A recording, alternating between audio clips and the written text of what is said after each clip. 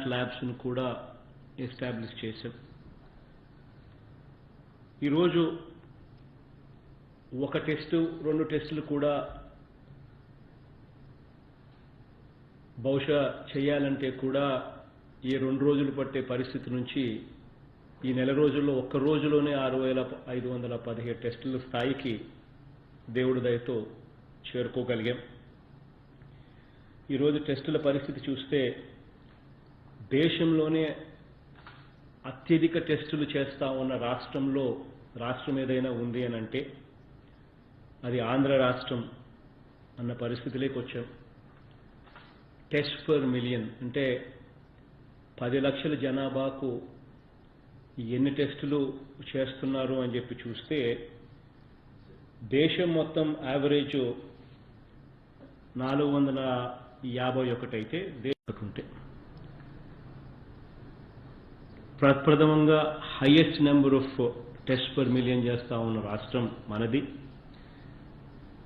ఇప్పటికే దాదాపుగా 74,551 టెస్టులు చేయగలిగాము.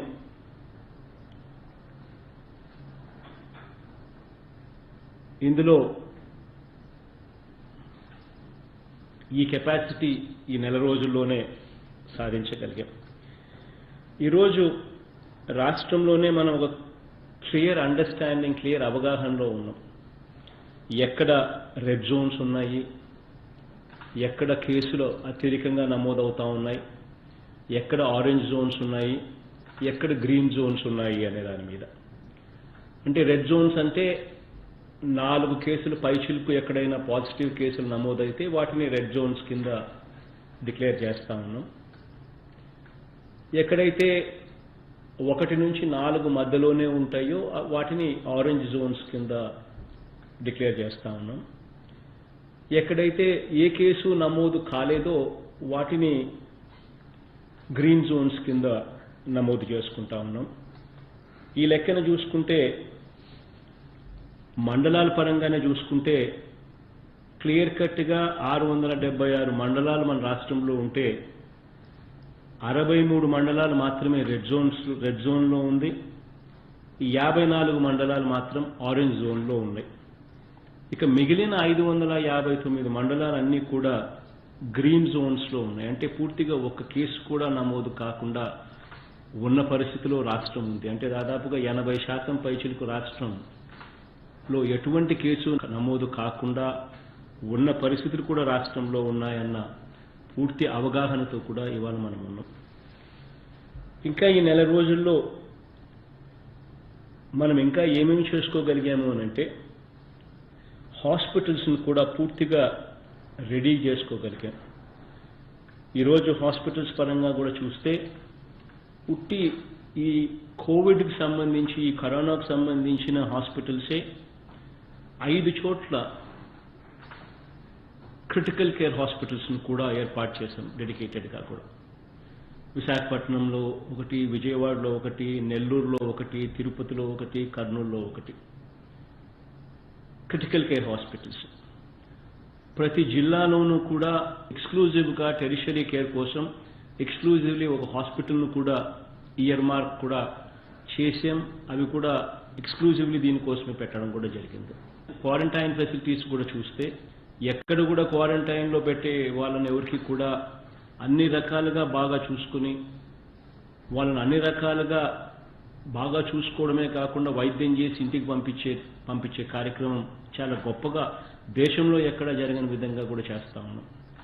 మంచి ఫెసిలిటీస్ ఇవ్వడమే కాకుండా, మంచి ఆహారం పెట్టడమే కాకుండా అన్ని రకాలుగా వాళ్ళని బాగా చూసుకోవడమే. సింగిల్ బెడ్రూమ్ రూమ్స్ వాళ్ళ కోసం కేటాయింపులు చేసినట్టువే. దాదాపుగా క్వారంటైన్లో 40,000 బెడ్స్ ఉంటే 25,000 బెడ్స్ సింగిల్ రూమ్స్ రాష్ట్రంలో.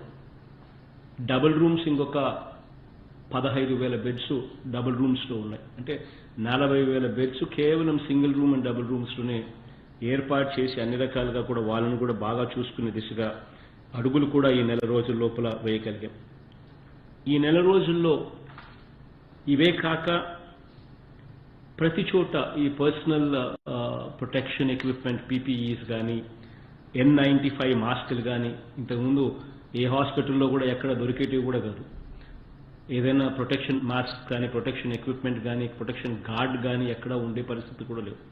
ఈరోజు సమృద్ధిగా ప్రతి హాస్పిటల్లోనూ ఉన్నాయి అని చెప్పడానికి కూడా ఈరోజు గర్వపడతా ఉన్నాం.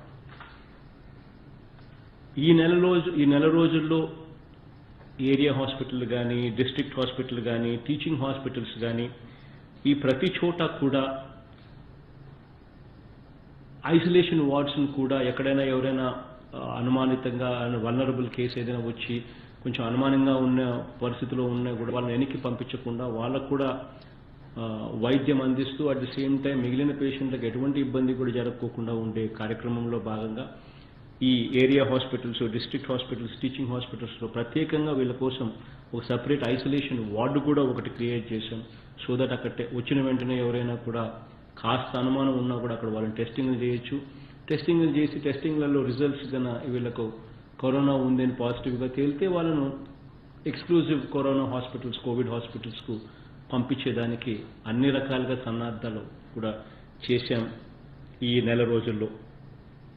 ఈ నెల రోజుల్లోనే పూర్తిగా డాక్టర్ల రిక్రూట్మెంటు, నర్సుల రిక్రూట్మెంటు, టెక్నీషియన్స్ రిక్రూట్మెంటు ఇప్పటికే ఈ కరోనాకు సంబంధించిన ఎక్స్క్లూజివ్ హాస్పిటల్స్ కానీ, ఈ క్రిటికల్ కేర్ హాస్పిటల్స్ కానీ, టెరిషరీ కేర్ హాస్పిటల్స్ కానీ వీటివన్నిటి చోట కూడా డీల్ చేయడం కోసం అని చెప్పి వీటి కోసం ఎక్స్క్లూజివ్గా డాక్టర్స్ రిక్రూట్మెంటు, నర్సుల రిక్రూట్మెంటు, టెక్నీషియన్స్ రిక్రూట్మెంట్ కూడా ఆల్రెడీ పూర్తిగా అయిపోయి చేసేసాం.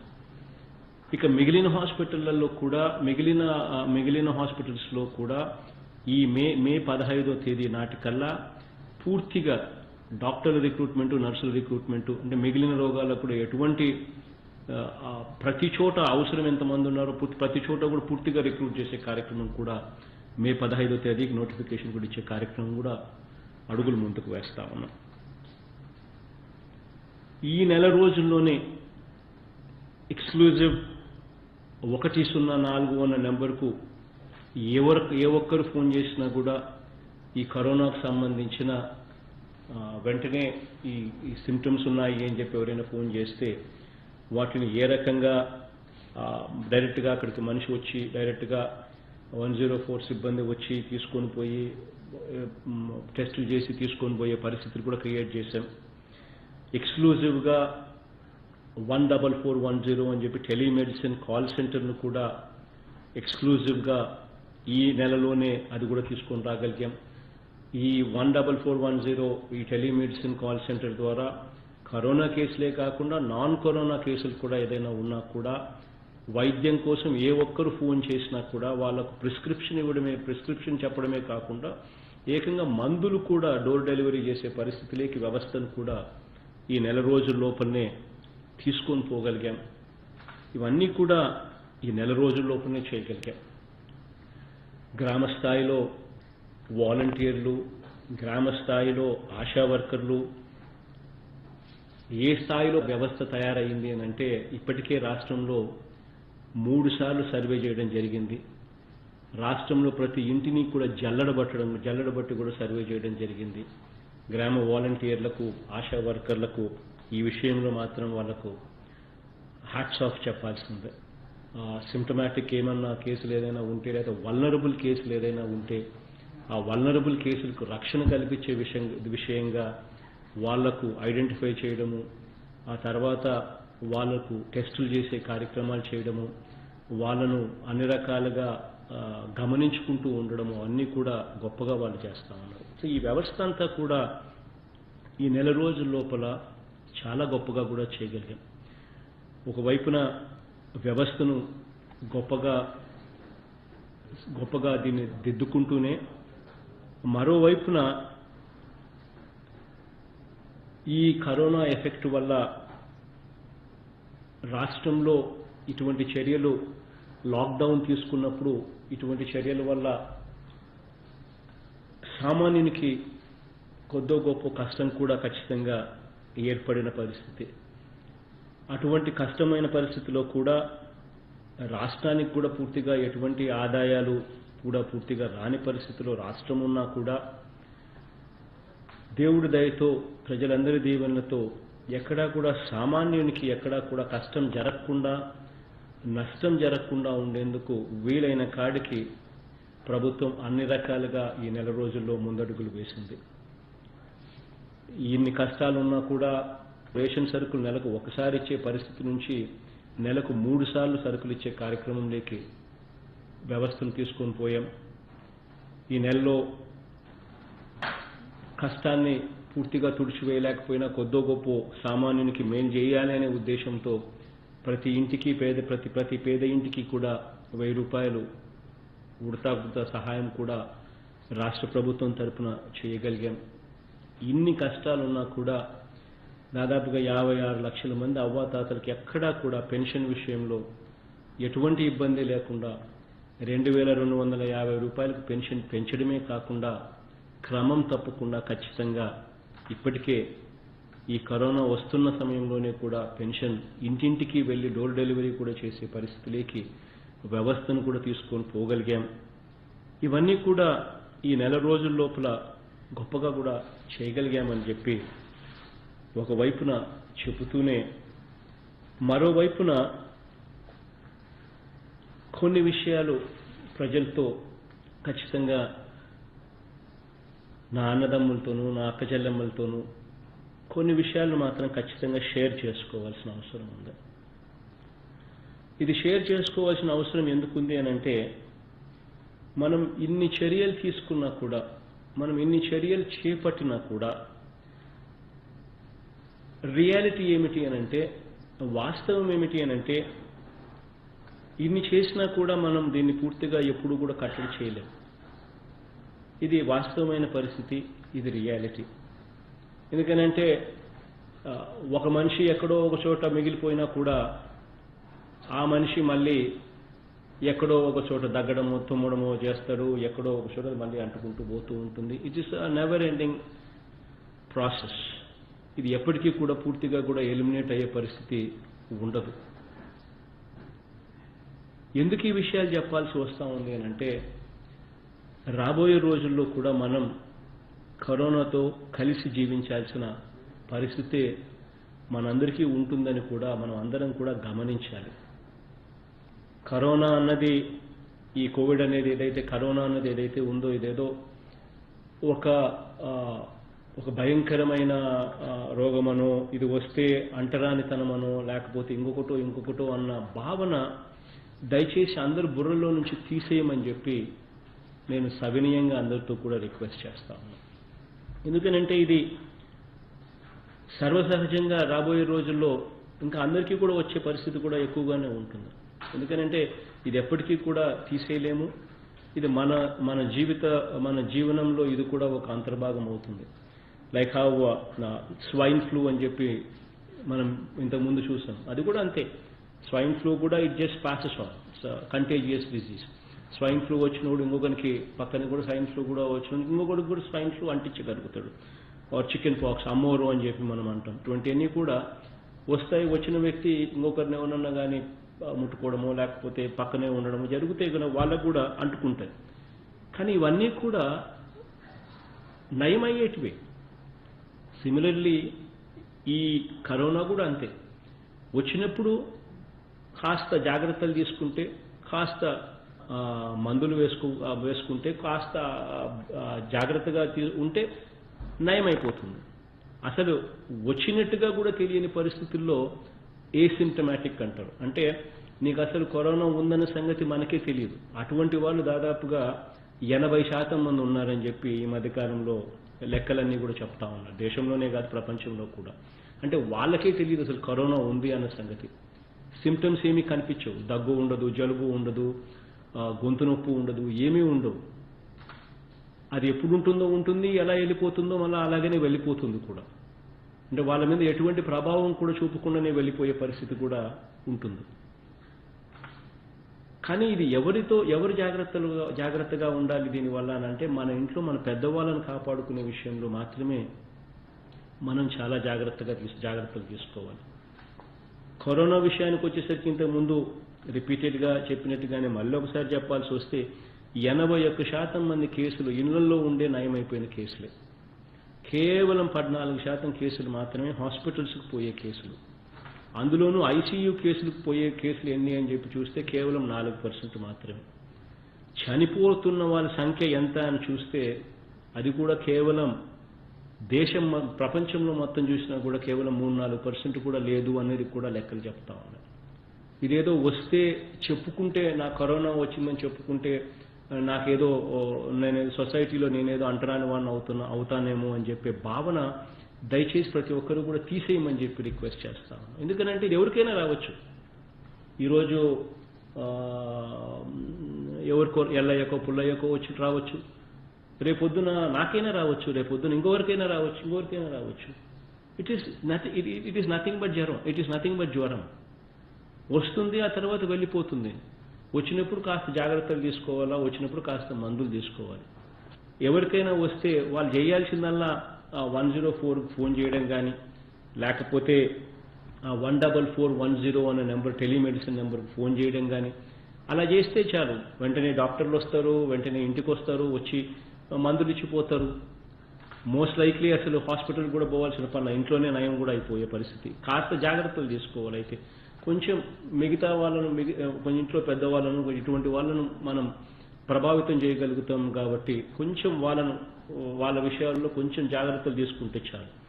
సో ఇది దయచేసి అందరూ కూడా గుర్తుపెట్టుకోవాల్సింది ఏంటంటే, ఇదేదో అంటరాని రోగము లేకపోతే ఇంకొకటి అనుకోవాల్సిన పనే లేదు.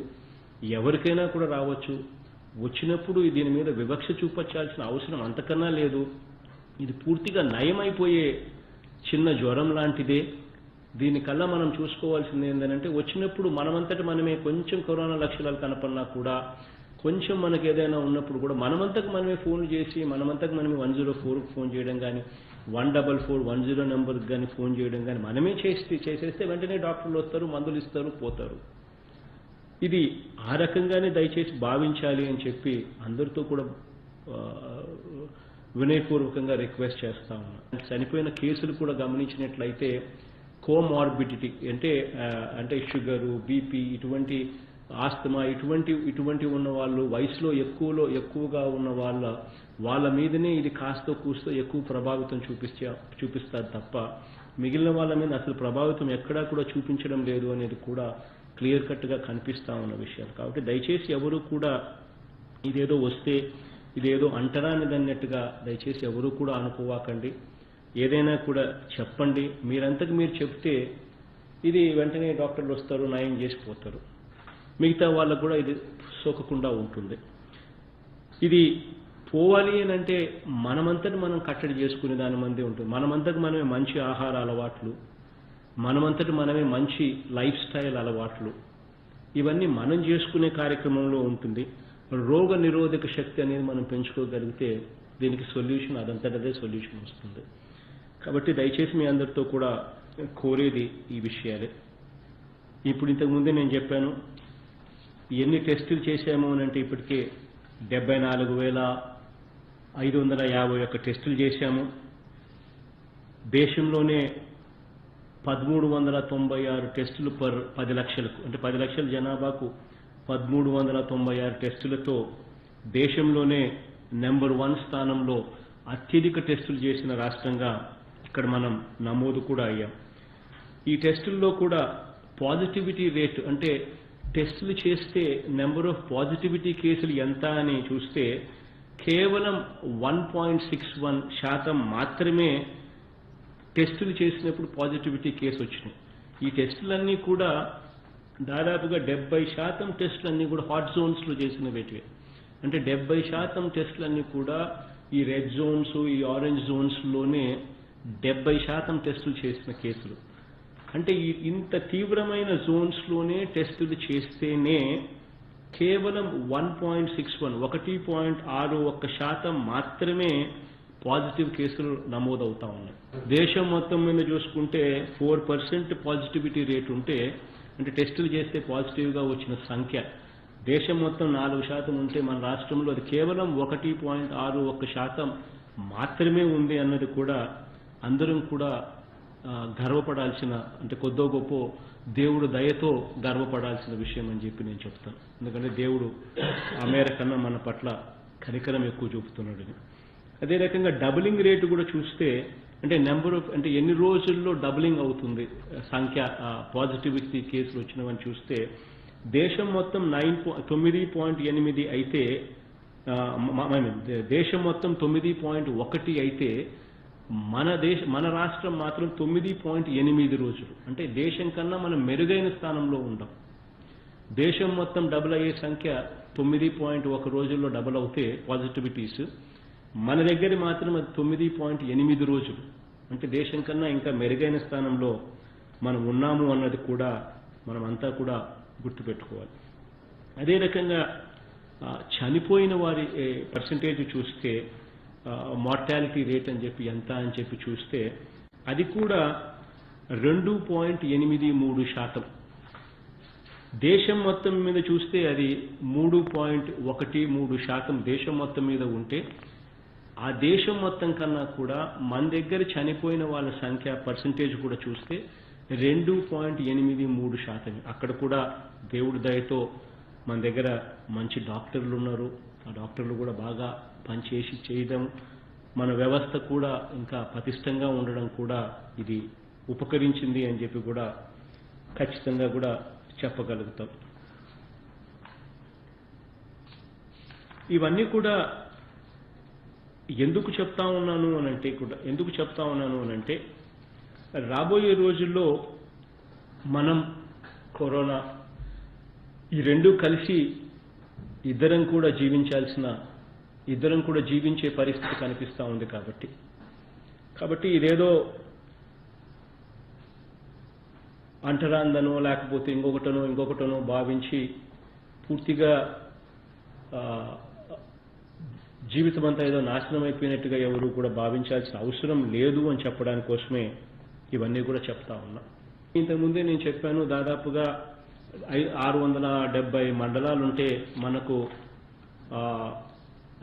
676 మండలాల్లో మనకు కేవలం 63 మండలాలు మాత్రమే రెడ్ జోన్లోను, 54 మండలాలు మాత్రమే ఆరెంజ్ జోన్లోనూ ఉన్నాయని. అంటే 4 పై చిలుకు పాజిటివ్ కేసులు ఉన్నవి 63 మండలాలు, 1 నుంచి 4 పాజిటివ్ కేసులు మాత్రమే ఉన్నవి 54 మండలాలు. మిగిలిన 559 మండలాలలో ఒక కేసు కూడా లేకుండా దాదాపు 80% రాష్ట్రం పూర్తిగా గ్రీన్ జోన్లోనే ఉంది అని చెప్పడానికి. కాబట్టి ఈ గ్రీన్ జోన్లో కార్యక్రమాలన్నింటినీ కూడా యథావిధిగా జీవితం అన్నది ముందుకు సాగిపోయే విధంగా కూడా జరగాల్సిన పరిస్థితిలో జరుగుతుంది. అడుగులు ముందుకు పడతాయి. ఇక్కడ కొన్ని జాగ్రత్తలు తీసుకోమని మాత్రమే ఖచ్చితంగా నేను చెప్తా ఉన్నాను. ఆ జాగ్రత్తలు ఏమిటి అని అంటే, దయచేసి గ్రీన్ జోన్స్ మనం ప్రొటెక్ట్ చేసుకోవాల్సిన అవసరం కూడా ఉంది. కాబట్టి ఇక్కడ కొద్దిగా ఫిజికల్ డిస్టెన్సింగ్ కొంచెం కనీసం ఒక మనిషికి ఏదైనా పనులు చేసుకునేటప్పుడు కానీ ఇంకొకటి కానీ కొద్దిగా వీలైతే కాషియస్గా ఉంటూ కనీసం ఒక మనిషికి ఇంకొక మనిషికి మధ్య 1 మీటర్ డిస్టెన్స్ అన్నా కనీసం ఉండేట్టుగా కొంచెం చర్యలు తీసుకునే కార్యక్రమం చేస్తే సరిపోతుంది. ప్రతి ఇంటికి కూడా ప్రతి మనిషికి కూడా మాస్కులు కూడా తయారు చేసి కూడా పంపిణీ చేస్తూ ఉన్నాము. బహుశా ఈ రోజుకు మన పొదుపు సంఘాలు అక్క చెల్లెమ్మలు ఆ మాస్కులు కుడతా ఉన్నారు. ఆప్కో దగ్గర నుంచి బట్ట తీసుకున్నాము, అది పొదుపు సంఘాల అక్క చెల్లెమ్మలకి ఇచ్చాము. పొదుపు సంఘాల అక్క చెల్లెమ్మలు ఆ మాస్కులు కుడతా ఉన్నారు. ఆ మాస్కులు బహుశా 40 లక్షలు వాళ్ళు ప్రతిరోజు కుడతా ఉన్నారు. అవి కుట్టే కొద్దీ అవి డిస్ట్రిబ్యూషన్ కూడా చేయడం జరుగుతుంది. మొట్టమొదటిగా ప్రతి మనిషికి 3 మాస్కులు ఇవ్వడం జరుగుతూ ఉంది. అది రెడ్ జోన్స్, ఆరెంజ్ జోన్స్లో ఫస్ట్ ఇచ్చి ఆ తర్వాత గ్రీన్ జోన్స్లోకి పొమ్మని చెప్పి అధికారులకు ఆదేశాలు ఇచ్చాం. కాబట్టి ప్రతి మనిషికి ఆల్మోస్ట్ 3 మాస్కులు సప్లై చేయడం కూడా జరుగుతుంది. సో కొంచెం ఏదైనా బయటికి వెళ్ళేటప్పుడు కొంచెం మాస్క్ పెట్టుకొని కొంచెం అలా బయటికి పోతే మనది ఏదన్నా ఉన్నా కూడా ఈ మాస్క్ కొద్దో గొప్ప అడ్డుపడుతుంది. కాబట్టి ఇట్లా చిన్న విషయాలలో ఈ రకమైన కొన్ని జాగ్రత్తలు తీసుకోవడం, కొంచెం బాగా మంచి తిండి అలవాట్లు చేసుకోవడం, కొంచెం పండ్లు, కూరగాయలు, ఇటువంటి వ్యాధి నిరోధక శక్తిని పెంపొందించే కొంచెం తిండి, కొంచెం మంచి అలవాట్లు చేసుకోవడం, ఇటువంటి కొన్ని పాటిస్తే చాలు ఈ గ్రీన్ జోన్స్లో పూర్తిగా గ్రీన్ జోన్స్ అనేది సురక్షితంగా కూడా ఉంటాయి. పబ్లిక్ ట్రాన్స్పోర్ట్ బహుశా కొద్దిగా ఇంకా కొన్ని రోజుల పాటు కొద్దిగా పోస్ట్పోన్మెంట్ చేయొచ్చు. బట్ ప్రైవేట్ వెహికల్స్ ఈ గ్రీన్ జోన్స్లో కూడా తిరిగేదానికి కూడా కొంచెం వెసులుబాటు రాబోయే రోజుల్లో కూడా ఆలోచన చేస్తాము. ఈ గ్రీన్ జోన్స్లో పరిశ్రమలు ఇవన్నీ కూడా పనిచేస్తాయి. వ్యవసాయం అయితే ఇంకా నేను చెప్పాల్సిన పని లేదు, దాని మీద ఇంకా పూర్తిగా ధ్యాస కూడా పెట్టే పరిస్థితి కూడా ఉంటుంది. ఈ గ్రీన్ జోన్స్లో అన్ని రకాలుగా కూడా activity levels, economic activity levels అన్నీ కూడా మామూలుగానే సర్వసహజంగానే జరిగిపోయే కార్యక్రమాలు కూడా జరుగుతాయి. కొంచెం ఈ రెడ్ జోన్స్, కొంచెం ఈ ఆరెంజ్ జోన్స్లో కొన్ని జాగ్రత్తలు ఇంకా కొంచెం తీసుకోక తప్పదు. అవి కొంచెం తీసుకునే కార్యక్రమాలు కొంచెం తీసుకుంటూ రాబోయే రోజుల్లో అడుగులు ముందుకు వేస్తామని చెప్పి మీ అందరికీ కూడా తెలియజేస్తా ఉన్నాను. ఇక్కడ మరొకసారి ఈ ముగించే ముందు మీ అందరితో కూడా నేను రిక్వెస్ట్ చేసేది కూడా ఇంతకు ముందు చెప్పినట్టుగానే మరొకసారి కూడా మళ్ళీ చెప్పేది ఒకటి ఏమిటనంటే, దయచేసి ఇదేదో కరోనా వస్తే ఇదేదో అంటరాని రోగమనో, ఇదేదో కరోనా వస్తే ఇదేదో ఇదేదో నాశనం అయిపోతామనో దయచేసి ఎవరు కూడా భావించద్దండి. ఎవరు కూడా కరోనా వచ్చిన వ్యక్తుల మీద అటువంటి వివక్ష కూడా చూపవద్దు అని చెప్పి కూడా నేను సవినీయంగా కోరుకుంటా ఉన్నాను. కాబట్టి దీనికి అందరం కూడా ఇది మనసులో ఇది తెలుసుకోవాలి. తెలుసుకున్నప్పుడు మనం కరోనా వచ్చిన వ్యక్తి మీద వివక్ష చూపం. ఎందుకంటే రేపు పొద్దున అదే వివక్ష మన మీద వేరే వాళ్ళు కూడా చూపే పరిస్థితి కూడా ఉంటుంది. కాబట్టి దయచేసి ఎవరు కూడా వివక్ష చూపవద్దు అని చెప్పి నేను కోరుతా ఉన్నాను. ఒకవేళ ఎవరికైనా కరోనా వస్తే దానికి అదేం నయం అయిపోతుంది. జ్వరం మాదిరి వచ్చింది పూర్తిగా కూడా మళ్ళీ కాస్త మందులు తీసుకుంటే పూర్తిగా నయం అయిపోయే పరిస్థితి వస్తుంది. ఇదంతా it becomes immunity is the last అస్త్రం. లేదా వ్యాక్సిన్ అనేది ఎప్పుడో ఒకసారి తయారవుతుంది. ఓ సంవత్సరం తర్వాత ఆ వ్యాక్సిన్ అనేది ఎప్పుడు తయారవుతే అప్పుడు అందరికీ ఇంజెక్షన్ ఇస్తారు, అట్లన్నా పోవాలి. లేకపోతే ఇమ్యూనిటీ అనేది, హర్డ్ ఇమ్యూనిటీ అనేది పెరగాలి. అంటే వచ్చిన తర్వాత అది వెళ్ళిపోతుంది. వచ్చినప్పుడు కాస్త కూస్తో మందులు వేసుకుంటాము, మందులు వేసుకున్నప్పుడు కాస్త కూస్తో వెళ్ళిపోయిన తర్వాత అది మళ్ళీ వచ్చే పరిస్థితి ఏముంటుంది. వచ్చినప్పుడు కాస్త మన ఇంట్లో మాత్రం కొంచెం ముసలి వాళ్ళ మీద కొంచెం ఈ షుగరు, బీపీ, ఈ ఆస్తమా ఇటువంటి రోగాలున్న స్పెషల్లీ వయసులో పెద్దోళ్ళు ఎవరైతే ఉంటారో వాళ్ళ విషయంలో కొంచెం జాగ్రత్తలు తీసుకోవాలి. వాళ్ళని కొంచెం మనం కాపాడుకునేదానికి, ఎందుకంటే వాళ్ళ మీద కొంచెం తీవ్రంగా ఉంటుంది దీని ఎఫెక్ట్. కాబట్టి కొంచెం అటువంటి వాళ్ళను మనం ప్రొటెక్ట్ చేసుకోవాల్సిన అవసరం మాత్రమే ఉంటుందన్నది అందరూ కూడా గుర్తుపెట్టుకోవాలి. దానికోసమే 14410 టెలిఫోన్ నెంబరు, టెలిమెడిసిన్ నెంబరు ఉంది. ఎవరికి ఏ ప్రాబ్లం వచ్చినా కూడా డైరెక్ట్గా మందులు ఇంటి దగ్గరికి తీసుకొచ్చి ఇస్తారు. 104 అనే టెలిఫోన్ నెంబర్ ఎలాగో ఉంది, ఎవరైనా ఫోన్ చేయొచ్చు.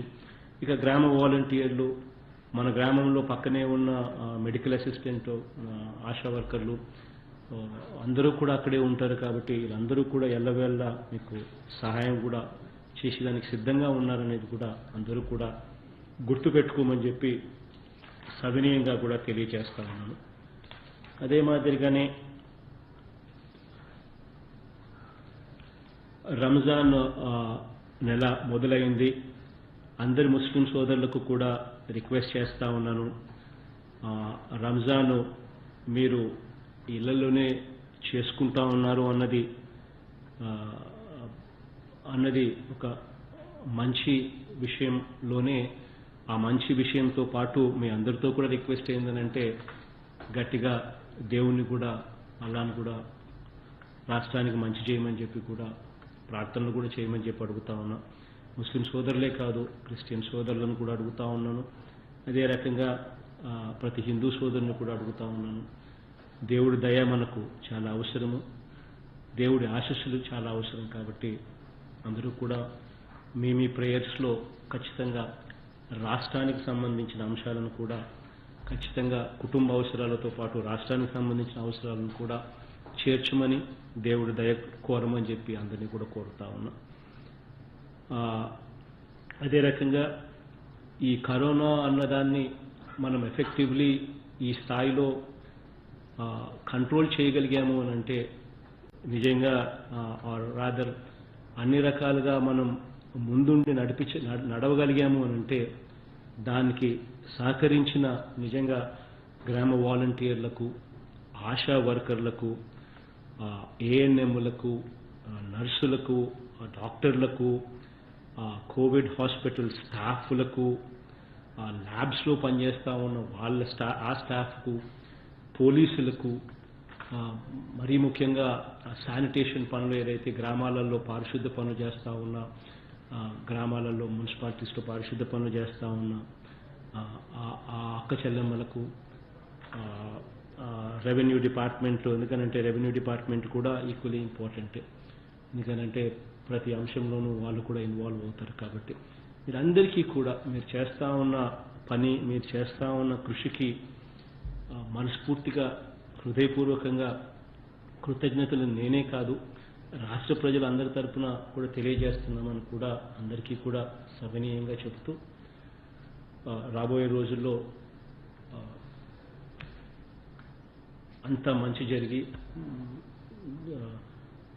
జీవన శ్రవంతిలోకి అందరం కూడా త్వరగా దిశగా అడుగులు వేయాలని చెప్పి కోరుకుంటూ సెలవు తీసుకుంటాము.